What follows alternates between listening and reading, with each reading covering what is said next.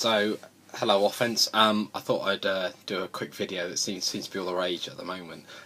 Just on the back of Wardy's presentation they did last night, which I was unable to get to. I was actually doing some work related stuff in Bolton and Liverpool, and doing some other football stuff, but never mind. Anyway, I just wanted to kind of follow up on what Wardy was saying about some of the key things to do. So he talked about maintaining blocks. I'm reading it off the screen. Maintaining blocks, follow the blocks, perfect routes, and then it's our ball. And really, I wanted to follow up on his last point about it being our ball and how to protect the football.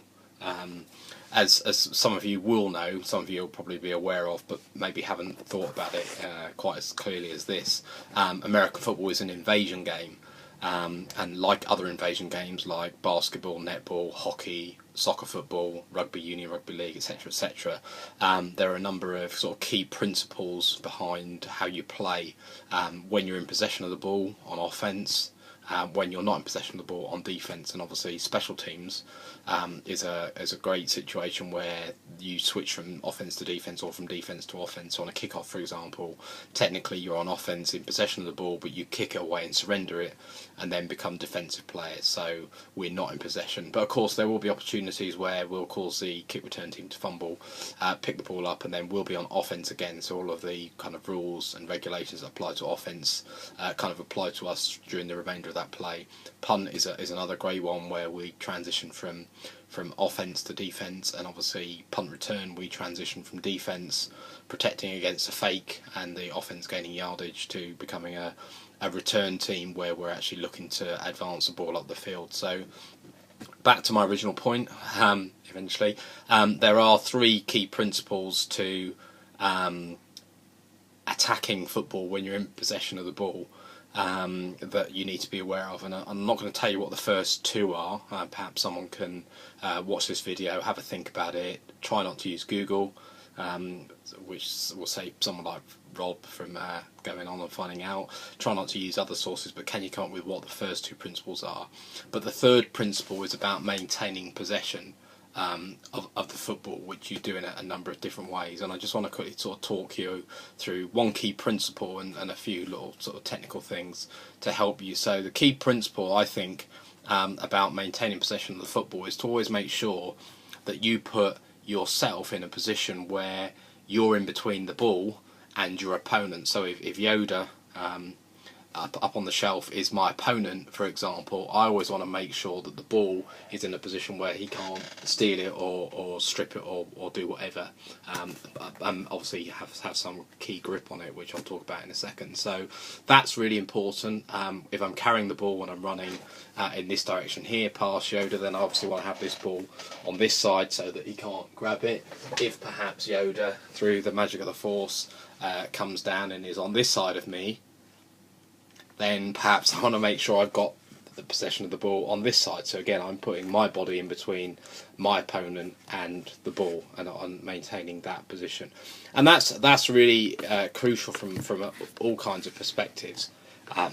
Particularly, you know, if I'm not the person carrying the ball. So if the ball's over on this side, perhaps with a ball carrier, a teammate who's got the ball, then again the same principle applies to me, even though I'm not in position. Ball's over there. I want to put myself between my opponent and the ball carrier. So in this instance, I'd block Yoda appropriately so that, you know, he's unable to make the tackle. So that's kind of one of the abiding principles of he's gone now of what we do when we've got the ball. And in terms of technique, you'll know, those of you that were there last week, that this ball, you know, is just over a foot in length from point to point. Regulation NFL Wilson Duke ball, but obviously we use a slightly different version of that in our games, but it's still the same measurements and circumferences and diameters and all the rest of it.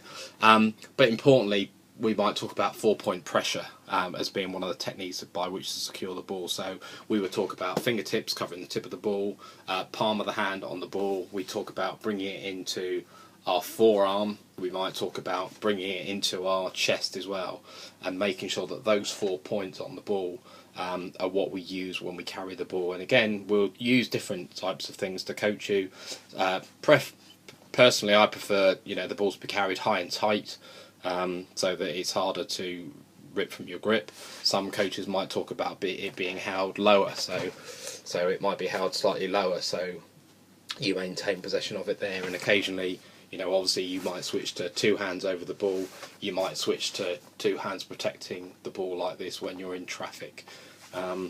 So those are sort of some of the technical and some of the tactical things that you need to work on. For those of you that are going to be ball handlers, obviously, physically, it's about making sure that you're continuing to develop your upper body strength. Grip exercises using tennis balls are good ways to kind of maintain and improve your hand strength, or even if you've got some kind of hand grip strength, and then again that's quite useful to have in addition to any other upper body exercises. Psychologically, I think ball security is a real state of mind, and it's a toughness that you get from playing the game, and that you can develop from playing the game. But it's really being aware of that, and being aware of the situations you're in as well. If someone is attacking the ball as you're carrying it, and you feel like there's a lot of pressure on the ball, then by all means give up advancing. And go down and take the ball to ground. Possession is 9/10 of the law, so to speak, and in American football, possession of the ball is certainly 1/3 of our key attacking principles. So hopefully that's some help for you to understand how we maintain possession of the ball. And again, hit us up for some feedback. That sounded wrong, me saying hit us up. So put some feedback in the comment box below, or obviously feedback in person when you see me next at training on Sunday or one of the midweek sessions. Okay, thanks.